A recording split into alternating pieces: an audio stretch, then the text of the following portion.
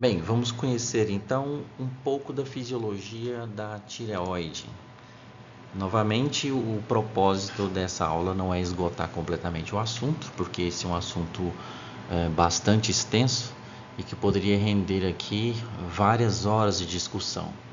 E não é essa a proposta. A proposta é que a gente tenha uma visão geral da função da glândula e dos seus hormônios. Bem, a tireoide é essa glândula que nós temos na região cervical, próximo à laringe, abaixo da laringe. Nos humanos ela é dividida em dois lobos e um istmo, comunicando os dois lobos. Então esse é o aspecto macroscópico da glândula. Inclusive esse aspecto aqui, em algum momento da história, fez lembrar um escudo, né? Talvez um escudo medieval. E aí chamaram ela de tireoide porque tireos em grego significa escudo.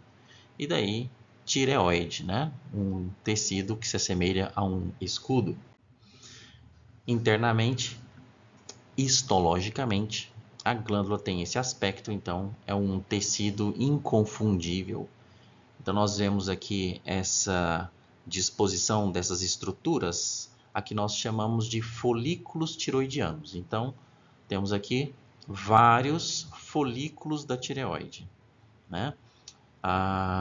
Depois vamos ver uma outra foto, esses folículos num aumento maior para que a gente possa visualizar mais detalhes. Porém, o que já podemos notar é que esse folículo é formado por uma camada de células que o reveste e existe lá dentro um conteúdo amorfo que aparece aqui nessa coloração rósea com esse tipo de corante que nós chamamos de coloide. Então, o folículo contém o coloide. Esse coloide é uma forma de armazenamento dos hormônios que a tireoide produz. Nessa mesma imagem você vê aqui também a presença de uma outra glândula que é a paratireoide. Para significa ao lado, né? Então fica ao lado da tireoide. A paratireoide são pequenas glândulas, um conjunto de 4 glândulas que se dispõem atrás da tireoide, né? Numa posição posterior, ou se considerarmos a anatomia de um animal quadrúpede, ficam dispostas dorsalmente à tireoide do animal. Então, é muito comum quando se faz um corte histológico da glândula tireoide aparecer também junto à paratireoide. Você vê aqui novamente a tireoide contendo os folículos, aqui a paratireoide, novamente vários folículos, a paratireoide está aqui junto. E aqui com um pouco mais de detalhe você vê as células foliculares. Note que é um epitélio simples, as células têm um aspecto mais cuboidal, portanto um epitélio cúbico, e aqui dentro o folículo, dentro do folículo, o coloide, né, preenchendo este espaço. De novo, o folículo contendo o coloide, as células foliculares. E aqui do lado de fora dos folículos você nota a presença de um outro tipo de célula. Aqui são as células parafoliculares. As células parafoliculares são responsáveis pela produção de um hormônio específico chamado calcitonina. Esse hormônio é um hormônio relacionado com o metabolismo do osso, do cálcio e do fósforo, e portanto do osso. Da mesma forma, ou de forma complementar, digamos assim, aos hormônios, ou melhor, ao hormônio produzido na glândula paratireoide, né?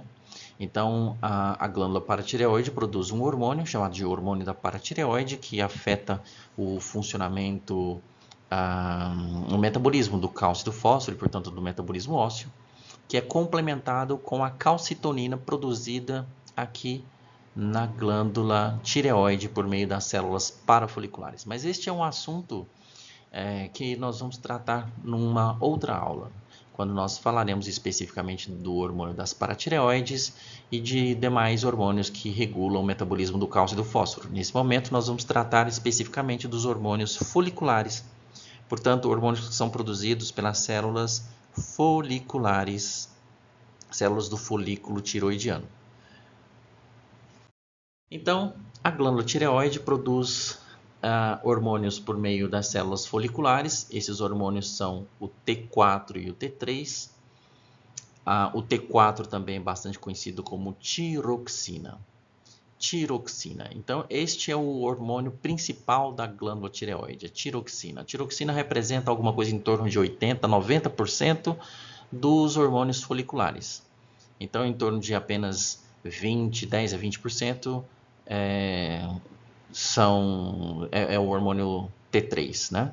Por que T4? O T4 tem este nome por causa da denominação química dele, que é tetraiodotironina. Veja, tetraiodo é um hormônio que possui 4 átomos de iodo na sua composição, na sua molécula. E o T3, triiodotironina, ele tem 3 átomos de iodo na sua composição.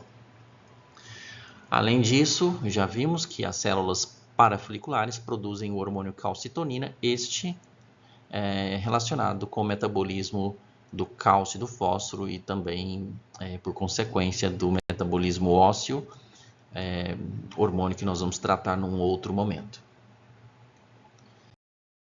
Então, os hormônios principais da tireoide são os hormônios tiroxina, ou T4, e o hormônio T3. Esses hormônios, para que sejam produzidos, necessitam de um provimento constante de íons iodo, né? Para que a célula folicular possa utilizar esse iodo para a síntese do hormônio tiroidiano. Então, é preciso que haja uma disponibilidade de iodo na dieta, uma disponibilidade regular de iodo na dieta, para que possamos produzir quantidades fisiológicas desse hormônio.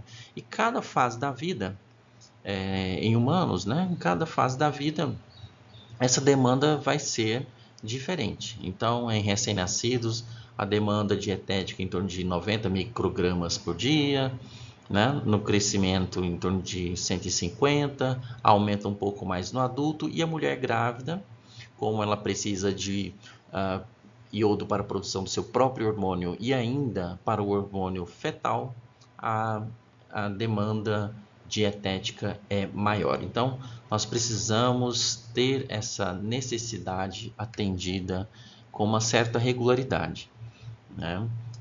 E por que eu digo com uma certa regularidade? Porque, eventualmente, se nós ficarmos um ou poucos dias sem ingerirmos quantidades suficientes de iodo, isso não trará muitos problemas, porque dentro da célula, dentro da glândula tireoide, como você viu, nos folículos, nós temos aquele espaço preenchido por coloide, e o coloide é uma forma de armazenamento do hormônio. Então, ainda que nós não tenhamos acesso a uma fonte dietética regular de iodo, por algum tempo nós não teremos manifestação clínica de deficiência do hormônio tiroidiano, porque nós temos uma reserva, né? Nós temos um estoque dentro da própria glândula. Então, como é que nós fazemos para poder eventualmente, para poder suprir uma eventual necessidade dietética de iodo não atendida pelos alimentos, né, da nossa dieta normal? Então, normalmente, a oferta suplementar de iodo é feita pela adição dele aos alimentos, notadamente a adição de iodo ao sal. Então, o sal de cozinha que é vendido nos supermercados, né, ele é acrescido de uma certa quantidade de iodo. E essa quantidade de iodo é numa proporção tal que é em torno de 40 miligramas de iodo por quilograma de sal. Essa quantidade é normatizada pelos órgãos de saúde, no caso do Brasil, pela Anvisa. E alguns anos atrás, na década passada, houve uma redução dessa quantidade de sal de iodo que era adicionada ao sal, razão que vai ser comentada a seguir. é porque nós brasileiros temos um hábito de ingestão excessiva de sal. Então nós estávamos ingerindo também uma quantidade muito alta de iodo e isso pode trazer problemas para o funcionamento normal da glândula. Esse mapa é extraído do site da OMS e aqui você vê uma estimativa por meio de pesquisas que foram realizadas em vários países, estimativas da quantidade de iodo que as populações humanas ingerem, né, na dieta. E você vê que países com essa coloração mais azul arroxeada, né, as populações têm uma ingestão média muito baixa de iodo, abaixo de 20 microgramas, né? Na verdade, aqui essa estimativa é feita a partir de um inquérito, de uma análise da urina. Então, por meio da análise da quantidade de iodo excretado na urina, se faz uma estimativa de quanto de iodo é ingerido na dieta. Então, o que você está vendo aqui é a quantidade de iodo eliminada por litro de urina. Então, a quantidade ideal de iodo eliminado por litro de urina, que corresponde também a uma quantidade ideal de iodo ingerido na dieta, está por volta aí de 100 a 200 microgramas por litro. Né? Então, a quantidade de iodo ingerido, eliminado na urina, que corresponderia a uma quantidade normal de iodo ingerido na dieta, seria esta. Então, veja que alguns países, como aqui no Sudeste Asiático, e várias outras regiões do mundo, a ingestão de iodo é insatisfatória. Em outras, porém, a ingestão é excessiva. Notadamente nós aqui no Brasil temos uma ingestão de iodo bem superior à quantidade desejável. E isso não quer dizer vantagem. Na verdade, isso nos coloca sob risco de desenvolvimento de doenças da tireoide, porque o excesso de iodo na dieta inibe também o funcionamento normal da glândula e assim aumenta a frequência de doenças da tireoide, especialmente o hipotiroidismo. Então, qual é o problema que teríamos se a glândula tireoide não funcionasse corretamente, né? Qual o problema da deficiência de iodo? Então, o principal problema da deficiência de iodo é a deficiência da síntese dos hormônios tiroidianos T3 e T4. Mas qual é o problema, qual é a consequência disso em diferentes faixas etárias? Principalmente em crianças e especialmente em recém-nascidos, a consequência mais severa é o retardo no desenvolvimento físico e, sobretudo, o retardo mental. A deficiência de secreção de hormônio tiroidiano na criança, em tenra idade, nos recém-nascidos, pode resultar em uma deficiência mental permanente, razão que torna o diagnóstico do hipotiroidismo congênito extremamente importante, já que uma vez que a doença seja diagnosticada, ela é prontamente tratada, ou assim deve ser, para se evitar as consequências do hipotiroidismo congênito, que resultará em deficiência importante do crescimento e retardo mental. Em adultos, a deficiência dietética do iodo, e que também vai levar ao hipotiroidismo, tem consequências também graves, mas hoje em dia muito mais facilmente contornáveis, né?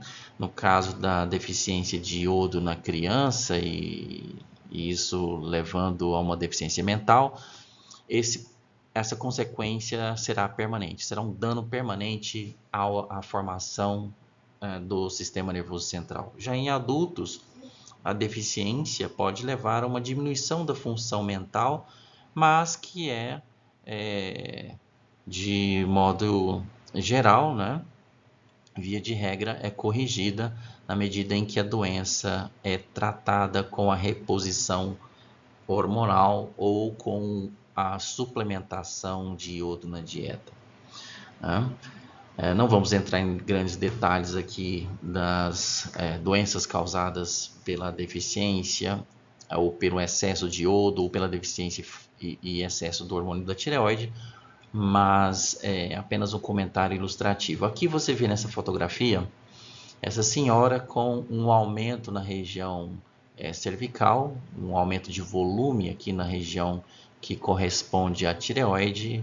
Trata-se de um bócio, popularmente conhecido como papo. Então você vê aqui nessas senhoras, né, esse aumento de volume da glândula tireoide. Não parece ser coincidência, né, porque são todas de etnia asiática, e você percebe que, conforme aquele mapa que foi apresentado anteriormente da OMS, é justamente nessa região, né, no sudeste da Ásia, que há uma baixa ingestão de iodo pela população, além de outras regiões do mundo, mas lá é uma delas.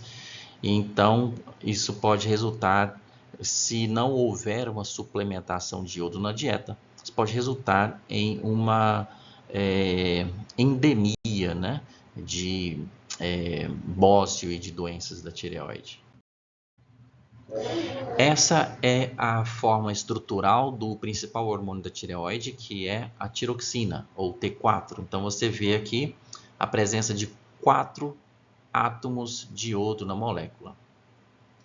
Não há necessidade de memorizar essa estrutura, né, molecular, mas é muito importante que você saiba, né, que há a presença de iodo nessa molécula e que há uma necessidade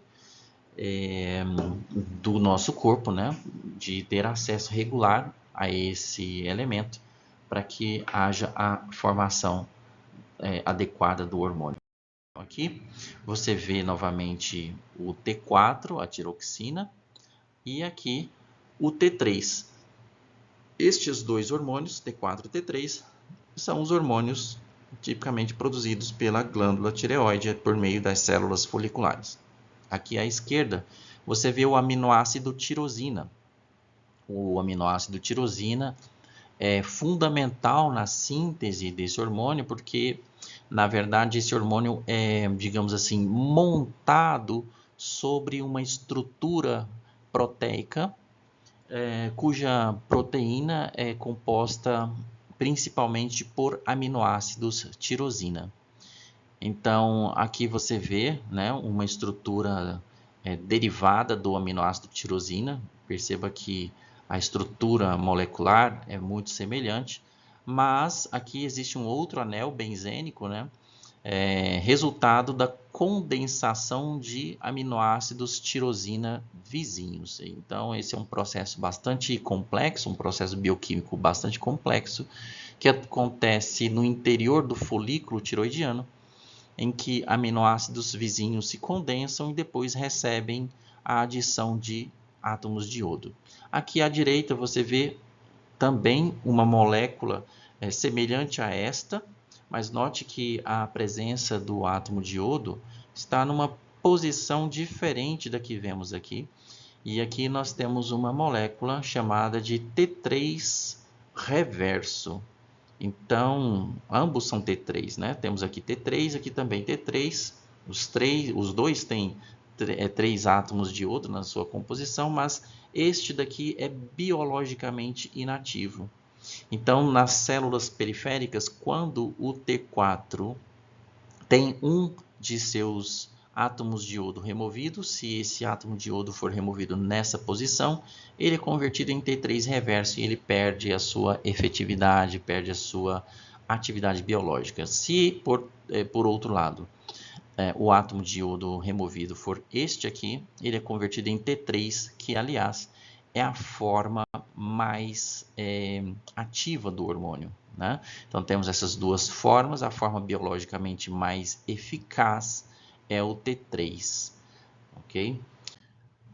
Bem, falando um pouco sobre a síntese dos hormônios da tireoide, também sem entrar em grandes detalhes, mas o que eu quero te destacar é que a secreção desses hormônios T3 e T4, que acontece pelas células foliculares e também com etapas acontecendo dentro do coloide e, portanto, fora das células foliculares. Essas reações bioquímicas que levam à formação desses hormônios são totalmente dependentes deste hormônio aqui, que é o hormônio estimulante da tireoide, hormônio hipofisário, e que age sobre as células foliculares, aumentando a sua intensidade de atividade, né? E que vai levar à produção de quantidades maiores de hormônios tiroidianos. Nesse esquema, você vê uma representação esquemática de todas ou de grande parte dessas etapas. Então, você vê aqui uma célula folicular com seu polo basal voltado para o interstício, onde nota-se a presença de um vaso sanguíneo. Aqui o seu polo apical voltado para o coloide. Então, no polo basal, existe a presença de muitos transportadores, mas nesse caso aqui um se destaca, que é este transportador que faz o movimento associado de sódio e de iodeto para dentro da célula. É um tipo de transporte que nós chamamos de transporte ativo secundário, que é movido pelo gradiente de concentração do sódio. Em outras palavras, o sódio empurra o iodeto para dentro das células foliculares. E essas células concentram, são as únicas células do organismo que concentram quantidades tão altas de iodo que chegam a mais de 30 vezes superior à quantidade de iodo fora das células.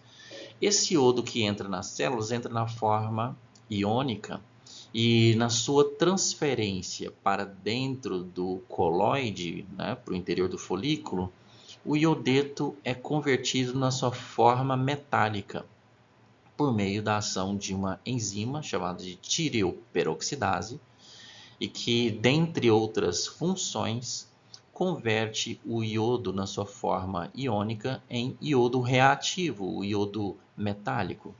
Esse iodo reativo começa a ser adicionado aos aminoácidos tirosina que compõem esta molécula chamada de tireoglobulina, que foi sintetizada no interior da célula folicular. Então, o processo de síntese segue aquele mecanismo geral de síntese das proteínas, né? Com transcrição de um segmento do DNA, com formação de RNA mensageiro, tradução do RNA nos ribossomos e, por fim, formação de uma proteína. E essa proteína é secretada para o interior do folículo. Uma vez no interior do folículo, essa proteína, que é composta de quantidade bastante grande de aminoácidos tirosina, esses aminoácidos tirosina começam a reagir entre si, formando grupos químicos resultantes dessa condensação, chamados de monoiodotirosina, diiodotirosina, quando recebem, respectivamente, 1 ou 2 átomos de iodo. E o processo segue de uma forma um tanto complexa, não vamos entrar em detalhes bioquímicos de todo esse processo, mas que no final das contas resulta na formação dos hormônios T3 e T4 em meio a essa macromolécula que é a tireoglobulina. Essa molécula, por sua vez, acaba sendo pinocitada pela célula folicular, que recolhe certas quantidades desse líquido, e esse líquido que contém a tireoglobulina passa por um processo de digestão, e dessa digestão ocorre a liberação dos hormônios T3 e T4, que são altamente lipossolúveis e eles são encaminhados para a circulação. Bem, todas essas etapas são estimuladas pelo hormônio tireoestimulante. Então é muito importante, quando se pesquisa a funcionalidade da glândula tireoide, é importante verificar se o nível sanguíneo do hormônio TSH, porque a sua quantidade no sangue está diretamente relacionada à função normal, né, da glândula, ou a capacidade da glândula de produzir os seus hormônios. Bem, quais são os efeitos dos hormônios tiroidianos no nosso corpo? São inúmeros. É quase impossível relatar todos esses efeitos, até porque alguns são bastante difusos e eventualmente até indiretos. Mas para destacar alguns mais evidentes, a ação dos hormônios tiroidianos sobre as células corporais de todo o organismo, de um modo geral, acelera o metabolismo, isto é, torna as células mais capazes de consumir mais e produzir mais energia. As células funcionariam num ritmo mais acelerado. Portanto, elas também demandam mais oxigênio, então elas aumentam o consumo de oxigênio. É como se nós pisássemos no acelerador de um carro e o motor trabalhasse mais forçado, queimando mais combustível e também produzindo mais calor. Então, uma consequência de um aumento da atividade celular em decorrência da influência do hormônio tiroidiano é a termogênese. Então, é um hormônio termogênico. Mas estes são efeitos mais específicos, mas a consequência disso no nosso organismo é bastante diversa, bastante variada.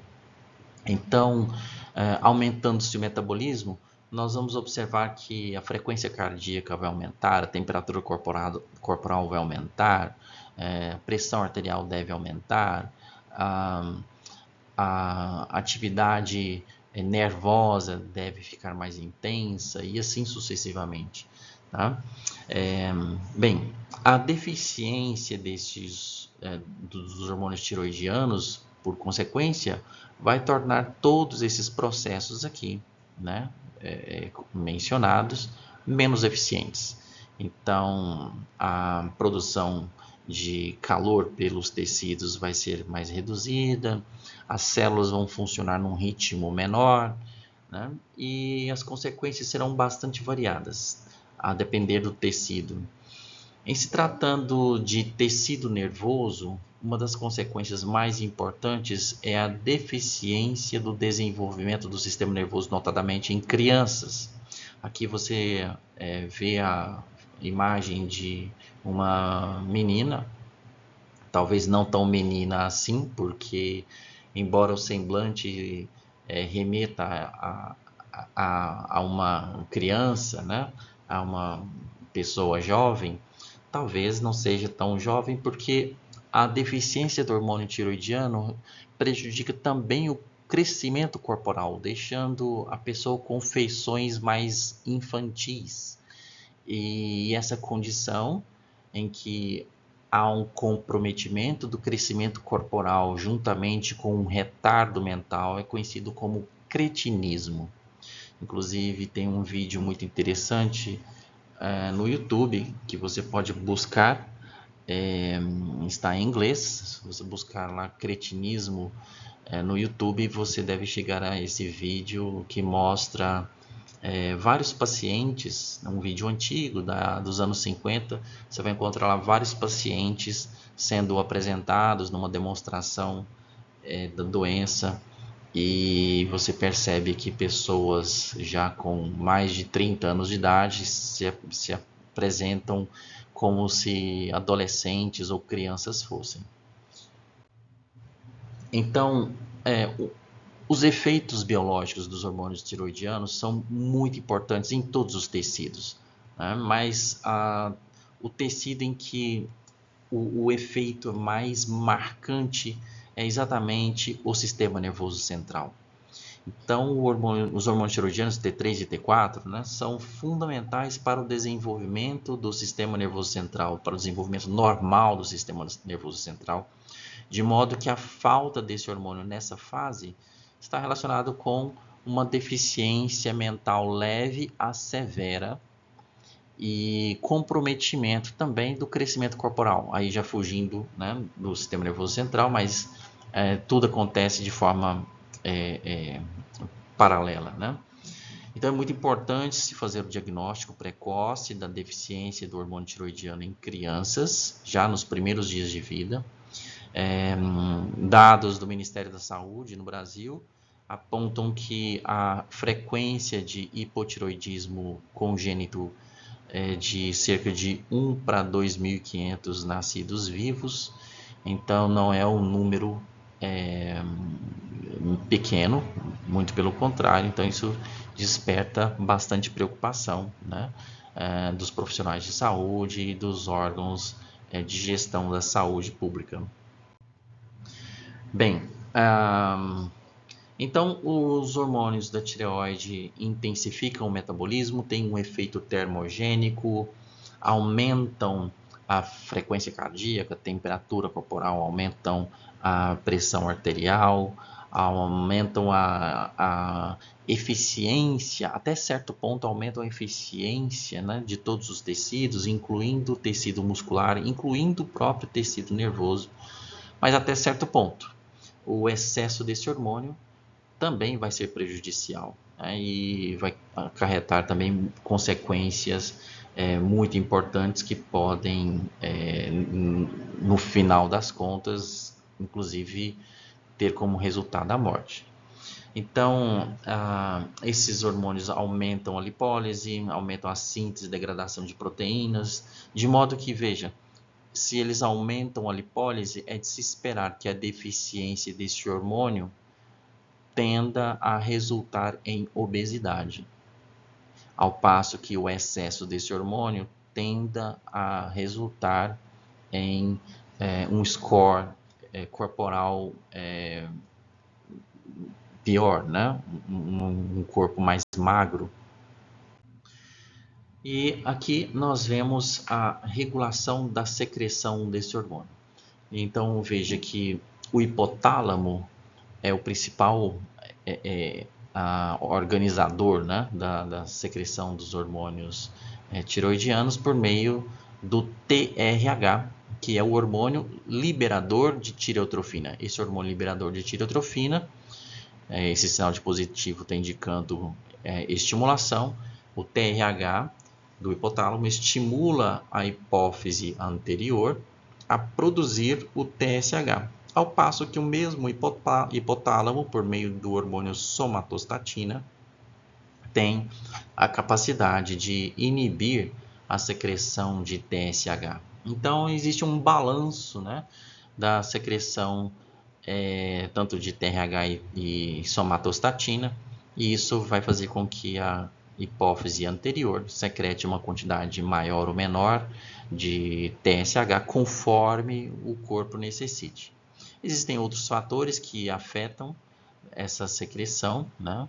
Como, por exemplo, a hipotermia, né? O frio ambiental excessivo pode resultar em um aumento da secreção de TRH.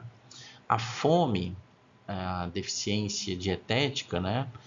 Pode fazer com que ocorra uma redução da secreção de TRH, de modo que o corpo pode ajustar o seu metabolismo de acordo com certos estímulos ambientais. O TSH, por sua vez, uma vez secretado pela glândula hipófise, vai até a tireoide, vai até as células foliculares e estimula todas aquelas etapas que vimos que vão resultar na secreção dos hormônios tiroidianos T3 e T4. Estes, por sua vez, vão regular o funcionamento de todas as células corporais. Todas as células corporais. Então, esse é um hormônio que atinge o corpo como um todo, inclusive regulando o próprio funcionamento da hipófise e do hipotálamo. E nesse sentido, o excesso de T3 e T4 exercem um feedback negativo, reduzindo as secreções hipotalâmicas de TRH e hipofisária de TSH. De modo que, quando há um excesso destes hormônios foliculares, ocorre uma redução dos hormônios estimuladores. Por outro lado, se há uma redução da secreção de hormônios foliculares, com menos inibição, haverá um aumento dos hormônios estimuladores. Então, conhecer esse eixo regulador é fundamental para se diagnosticar os distúrbios da secreção da tireoide, tanto o hipotiroidismo quanto o hipertiroidismo. Então, conhecer essa dinâmica é fundamental. Tá? Aqui você vê também que diferentes níveis sanguíneos de iodeto podem também influenciar o funcionamento da tireoide. Agora há pouco estávamos falando que o brasileiro tem o hábito de ingerir muito sal na dieta e junto com o sal vem também uma grande carga de iodo. Então, o excesso de iodo, como você vê aqui, veja, ele tem a capacidade de inibir o funcionamento da glândula tireoide, né? Então, a deficiência de iodo na dieta é ruim, é prejudicial, mas o excesso é também prejudicial.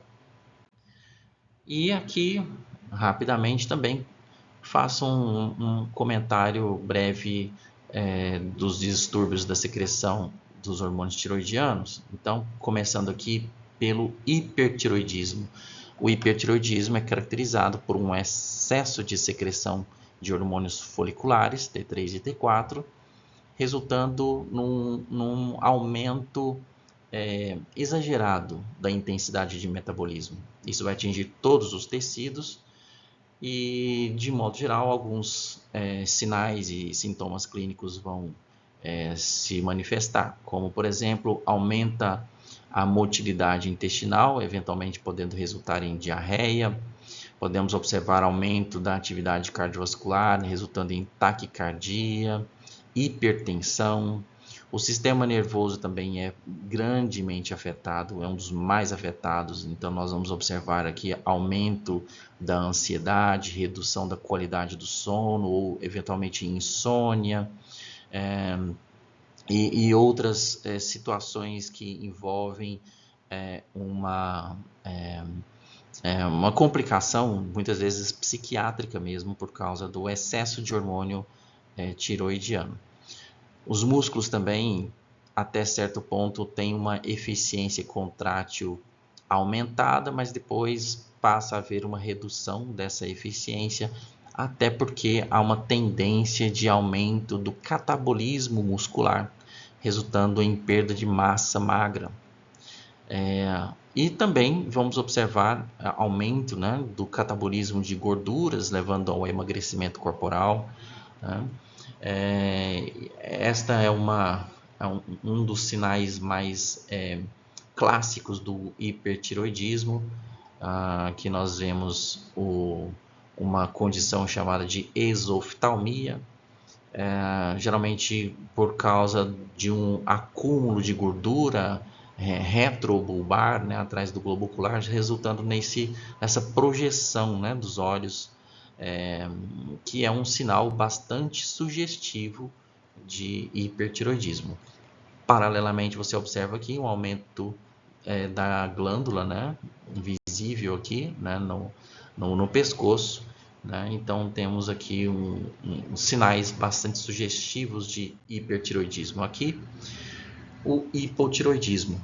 Então, você vê, dentre outras coisas, né? Pegando aqui já a imagem dessa mulher que aparece, um semblante que sugere um ar de tristeza, né? Que é bem esse um dos sintomas mais presentes do hipotiroidismo, né?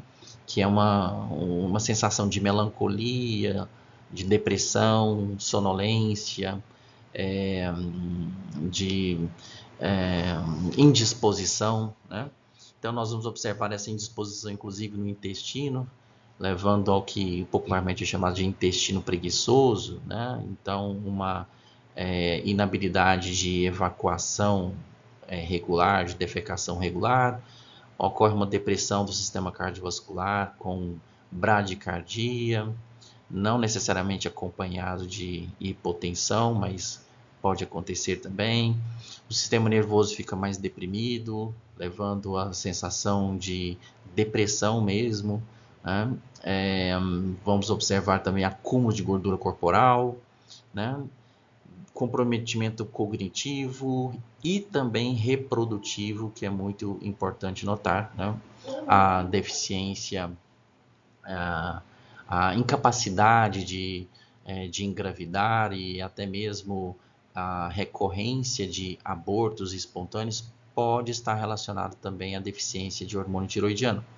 E aqui eu coloquei como ilustração a alopecia, que acontece também na espécie humana, né? Que é a queda de cabelos. Aqui você vê um cãozinho com hipotiroidismo e com uma significativa queda de pelos, né? E um cãozinho gordo e com queda de pelos, esse é um sinal que chama atenção, né? Que vai despertar a suspeita também para o hipotiroidismo.